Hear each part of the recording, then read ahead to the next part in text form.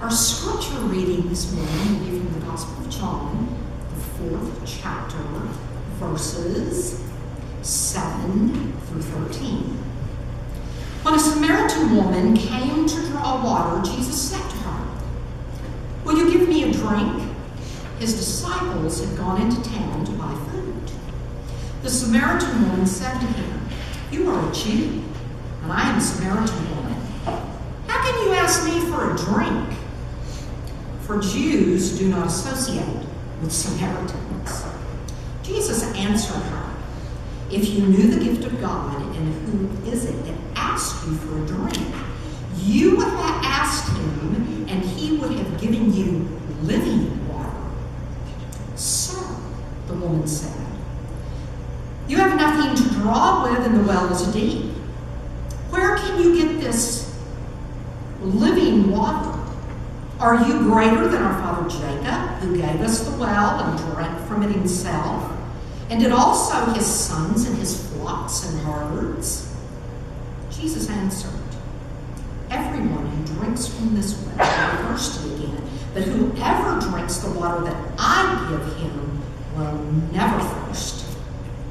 Indeed, the water I give him will become in him a spring of water welling up to eternal life."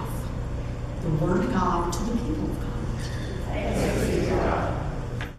Last week we started a series for the sermons about what we need and what we agree on. We're still on what we need. And last week we talked about our concern for people who have to work outdoors in this weather. And one of the things we talked about is the great need for shelter, for shade in the midst of a Texas summer. So that our concern is especially great for those people who have to actually work in sunshine. And the only shade they have is whatever shade they take with them in the form of a hat, or maybe wearing long sleeves for protection. But they do have to take something else. If they're going to prevent heat-related illness, what do they need working in the Texas summer? Water, that's right. If you are going to prevent heat-related illness, you have got to drink water. And the reason for that is because before Mr. Carrier invented the air conditioning that we enjoy so much, God gave us an earlier form of air conditioning. It's called sweat. Because when we get hot, we break out into a sweat. And when the sweat evaporates, that lowers the temperature. Anytime water evaporates, it cools things off, however minusculely at 102 degrees. But that's our air conditioning system. And especially for those people who have to work outside, and especially for those who do not have shade in which to work, the best way to prevent heat-related illness is to do what? Drink water. Anybody on occasion ever taken Tylenol, the acetaminophen, store-bought? Oh, you have taken Tylenol recently. Thank you very much. That's what I thought.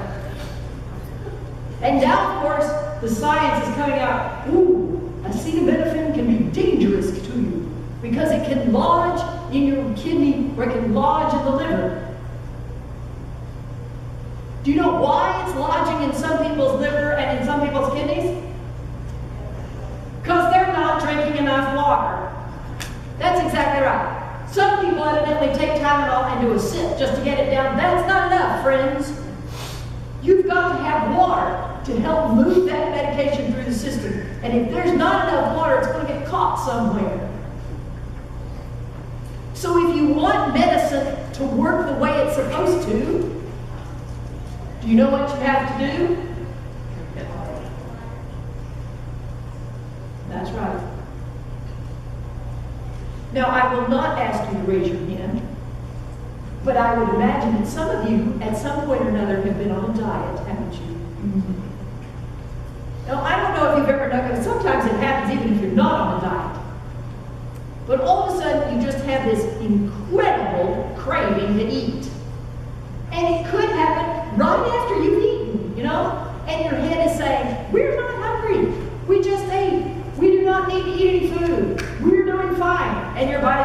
want to eat, we want to eat. Well, it turns out that sometimes when we haven't had enough water, when we are dehydrated, dehydration can disguise itself as hunger cravings. Dehydration can disguise itself as hunger cravings because most people get most of their water from the food they eat. And so when we're dehydrated, sometimes the body is saying, we need you to eat because we've got to have some water down here. So that any decent diet is going to tell you, in order not to have fake hunger pains, do you know what you need to do? Drink water. Now, the people of the Israel area understand about heat. When people from Israel and people from Texas talk about summers, we all get it because they had very hot summers too. They would get it if we could talk to the people 2,000 years ago. If we were to have a conversation with the woman from the well, she would understand about the heat that we deal with because she dealt with it too. And she understood that in order to deal with heat, you have got to have water. Now, she didn't have the luxury of Tylenol, of course, but even the medications in those days, you had to have water in order to get them to work. And people who live in heat-related areas like ours understand what it is to see heat illness. They know what it is to walk around crazy because you don't have enough water. And so she came to the well because she needed water. Interestingly enough, Jesus was already sitting at the well, and it turned out that he needed some water too. So the first thing he says to her is, give me a drink.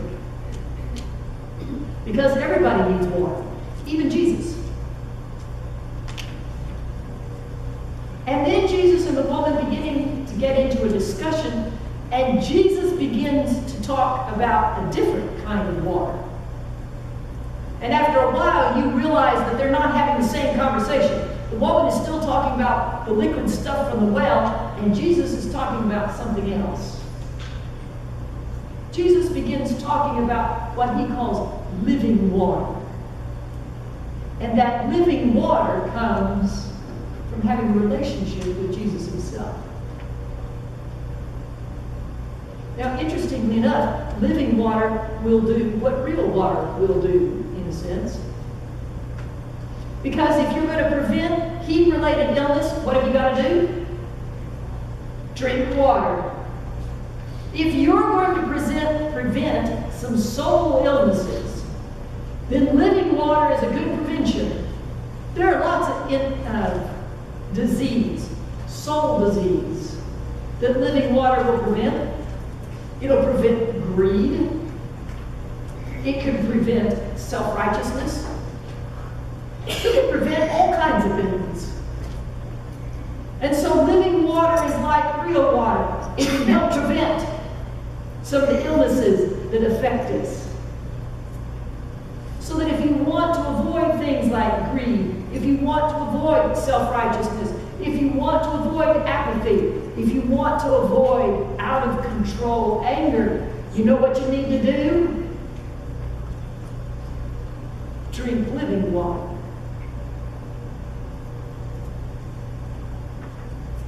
Living water is also good for the medicine for our souls. You and I gather together and we sing, we pray, we take communion from time to time, we baptize or renew our baptismal vows from time to time. We give when the offering plate comes by and at other opportunities. And all of that is good medicine for us. That is good medicine for our soul. But if it's going to work, it's got to have a whole lot of living water behind it. Because otherwise it's going to gather up somewhere and be hazardous to our health. If you take Tylenol, you've got to drink more water than just a sip to get it down. You've got to drink water to get the medicine to work. We have got to drink living water in order to get what's good for our souls to work too.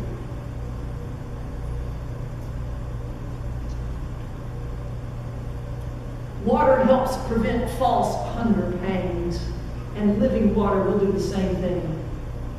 We have all kinds of false hungers.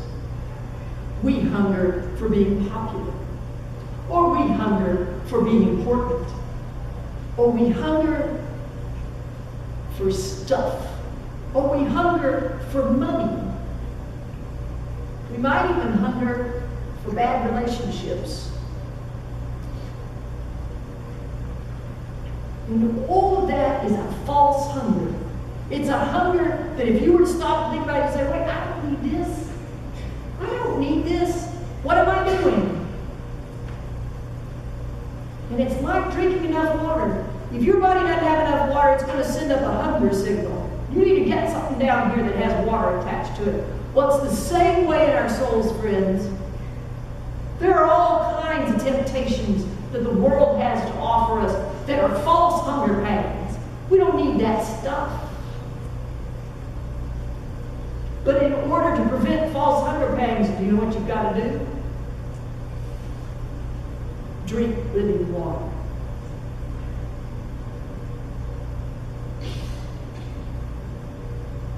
The woman at the well was talking about the liquid stuff, and it's very important. Water can help prevent heat-related illnesses. Water can help the medication that we take work. And water can help in terms of making sure we don't have a hunger for false things. And living water does the same thing. Knowing Jesus means that living water is available to us when there might be some soul-related illnesses. Knowing Jesus means that there is living water available to us so that all the things we do that are good for us work.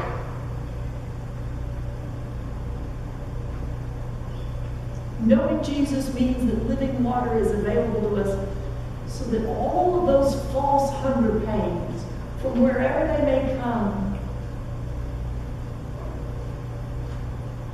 don't take over.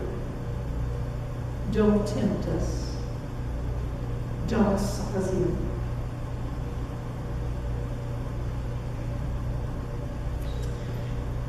Especially in a Texas summer, you know what you got to do to stay healthy? Drink water. If you want to stay healthy in your relationship to Jesus, you know what you need to do. Drink living water.